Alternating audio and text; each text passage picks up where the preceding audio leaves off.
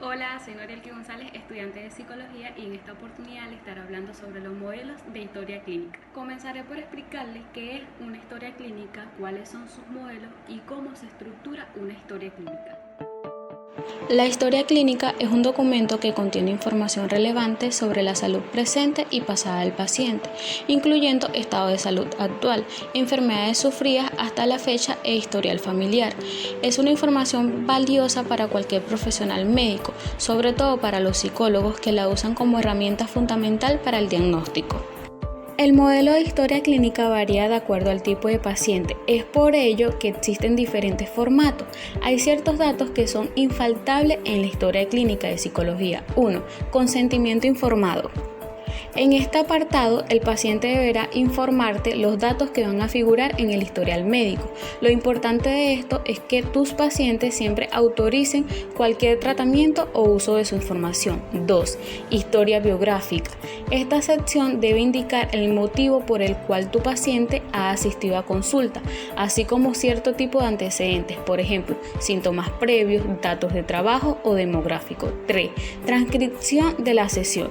Recuerda que cada sesión se transcribe en 3 apartados. Información. Se describe de forma breve y resumida el transcurso de la sesión y lo que ha ocurrido desde el momento en que tu paciente tuvo la sesión anterior. Tratamiento. En este apartado se da una explicación funcional del caso que tiene tu paciente. Tareas. Aquí deberás registrar todas las tareas que necesitas realizar con tu paciente en la próxima cita. 4. Fichas resumen. Las fichas de resumen recogen la información de los avances que ha tenido el paciente en cada sesión. Es algo así como un resumen organizado del punto anterior. 5. Ficha Excel. Una vez has terminado el caso, todos los datos cuantitativos que recogiste de tu paciente debes recogerlo en un Excel para usarse como material de apoyo para investigaciones que hagas a futuro. Una historia psicológica lo más completa posible cuenta con los siguientes elementos: datos generales, nombre y apellidos, sexo, edad, estudios, origen y procedencia, ocupación, estado civil, religión y datos de los progenitores. Motivo de la consulta: razones por las que el paciente ha acudido a la consulta del psicólogo, escritas de forma breve y textual. Incluye los síntomas, fecha de inicio y posibles acontecimientos asociados a su aparición. Antecedentes del paciente: posibles problemas psicológicos que haya sufrido en el pasado, datos del periodo pre, peri y postnatal, desarrollo psicomotor y del lenguaje, alimentación y hábitos del sueño. Perfil social. Perfil de relaciones sociales del paciente. Se recogen aquí cómo son las relaciones con las personas de su entorno, pareja, amigos, familiares y compañeros del trabajo, y también cómo lo han sido a lo largo de la infancia y la adolescencia. Personalidad. Se describen las características psicológicas más relevantes del paciente, algo que se va desgranando a través de las entrevistas psicológicas que se llevan a cabo durante la consulta. Historia familiar. Datos relevantes sobre la familia del paciente. Examen mental. Se evalúa apariencia general y actitud, estado de conciencia, estado de ánimo, actividad motora, asociación y flujo de ideas y características del lenguaje, contenido de ideas, memoria, pensamiento y resultados del examen. Diagnóstico. Incluye la fundamentación de la impresión clínica diagnóstico. Plan de orientación psicológica, objetivo del tratamiento y técnicas a emplear para conseguirlos. En este tema es importante conocer qué es un examen mental y su descripción específica, semiología. El examen mental psicológico o simplemente examen mental es una parte de la historia clínica donde se describen las funciones mentales y psicológicas del paciente. Es la descripción del funcionamiento del psiquismo del paciente al momento del examen y equivale al examen físico en el área corporal. Descripción específica, semiología del examen mental. Conciencia. Se debe indagar si estamos frente a un paciente lúcido o si se observan alteraciones psicopatológicas de la conciencia, alteraciones cuantitativas y alteraciones cualitativas. Psicomotricidad. resulta muy importante en la descripción semiológica del paciente, ya que es la expresión final de una serie de instancias psicológicas que nos hablan del sujeto en profundidad. Nos da la información, por ejemplo, de los instintos, la voluntad, estado de ánimo actual, además expresa rasgos de personalidad y el modo de percibir el mundo y relaciones con él, en términos de una visión general, por supuesto. Algunas alteraciones de la psicomotricidad son hipocinexia, hipercinexia, hipomimia, rigidez, flexibilidad seria, estupor catatónico, negativismo, entre otros. Lenguajes. Detectar sus anormalidades, identificar si hay lenguaje notificativo, comunicativo o indicativo. Algunas alteraciones: bradilalia, taquilalia, trastornos del lenguaje escrito, alexias, hemialexias, trastorno del lenguaje hablado, afasias, neologismos, etc. Cabe destacar que el lenguaje puede ser un indicador del nivel intelectual del paciente. Alteraciones de los ritmos vitales: ciclo sueño-vigilia, disonias y parasonias, ciclo menstrual, indagar sobre la regularidad de este, deseo sexual normal, aumentado o disminuido, disfunciones sexuales en cualquier fase, apetito y conducta alimentaria. Juicio. Para evaluar las alteraciones presentes en el sentido de realidad del paciente: A. Juicio social. B. Conciencia de enfermedad. Sin conciencia de enfermedad, conciencia de enfermedad, noción de enfermedad.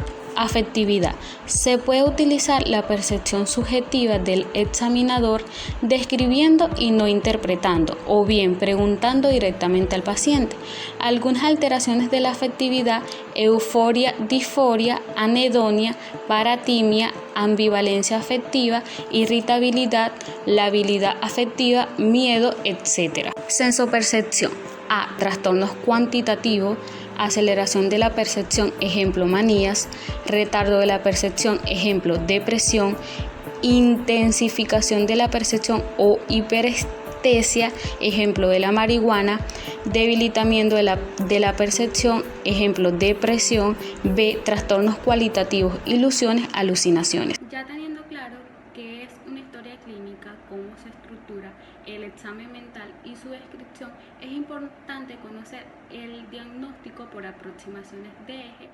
El proceso de diagnóstico. El planteamiento de un diagnóstico implica organizar la información obtenida a través de la interacción especial que se da en la sección terapéutica entre una persona y el profesional. Para ello, el clínico se vale de varias herramientas, entre las cuales están las entrevistas estructurada o semiestructurada, observación y baterías de pruebas psicológicas. Una vez reunida la información, se procede a determinar la categoría diagnóstica conforme a la lógica del DSM. Esto implica juzgar si los signos y síntomas alcanzan o no el umbral diagnóstico definido, es decir, el límite en tiempo, número e intensidad que marca la frontera entre la manifestación total de un trastorno y el tipo de este. Diagnóstico integral. El abordaje multiaxial. En áreas de un abordaje global y sistemático de niños, adolescentes y adultos de todas las edades, la evaluación integral se debe realizar en todo tipo de paciente. El diagnóstico multiaxial tiene por objetivo hacer una valoración global del estado de salud del individuo, incluyendo un diagnóstico mental, un diagnóstico físico, social y una evaluación del funcionamiento en diferentes áreas de importancia, según la edad y la condición académica y social. Para la Asociación Psiquiátrica Americana DSM-4, en el eje 1 se registran los trastornos mentales que presenta el individuo al momento de la evaluación. Por ejemplo, esquizofrenia, trastorno depresivo mayor, trastorno de adaptación, insomnio primario, etc. Existen categorías o trastornos excluyentes y otros que pueden coexistir, es decir, un individuo puede reunir criterios para varios diagnósticos al mismo tiempo. En el eje 2 se consignan determinantes de larga evolución, difíciles de modificar en el corto plazo en el individuo, como las características de personalidad y el nivel intelectual. En este se consigna si existe retraso mental, los rasgos o trastornos de personalidad y los mecanismos de defensa más utilizados por el individuo. Si se puede tener una idea general de estos, por ejemplo, retraso mental, inteligencia límite, rasgos de personalidad paranoide, narcisista, evitativos, etc. En el eje 3 se consigna los problemas médicos presentes en el momento de la evaluación, que pueden o no afectar la evolución del diagnóstico del eje 1. Esto es de capital importancia cuando se consideran las interacciones farmacológicas en la elección de un medicamento y las posibles relaciones entre el trastorno mental y el trastorno físico, por ejemplo, asma, desnutrición, hipertensión arterial, diabetes mellitus, etc. En el eje 4 se anotan los factores o estresores psicosociales durante el último año que pueden ser responsables de la evolución del cuadro de eje 1 o que podrían afectar su evolución, entre otros muertes de un miembro, ruptura de la familia por separación, divorcio, abuso sexual o físico, sobreprotección parental, negligencia de los niños, muerte o pérdida de un amigo, analfabetismo, problemas académicos, desempleo, cambio de trabajo, hogares en malas condiciones, vecindario inseguro, pobreza extrema, inadecuados servicios médicos, dificultades para asistir a los servicios, arrestos, desastres y guerra. Y finalmente en el eje 5 se hace una evaluación del funcionamiento en el área interpersonal, académica, laboral y social, es decir, cómo los síntomas interfieren o deterioran el desempeño premorbido del evaluado. La escala de funcionamiento global cuenta con una forma cuantitativa que valorar el grado de deterioro que producen los síntomas psicológicos en la vida del paciente. Se dan puntuaciones que oscilan entre 0 y 100 puntos. A mayor puntaje, mejor funcionamiento. Esta evaluación igualmente incluye una calificación cualitativa de la severidad de los síntomas que guarda relación con la escala cuantitativa. Habitualmente se consigna el peor puntaje alcanzado en una u otra escala. Esta podría extrapolarse a patologías no mentales.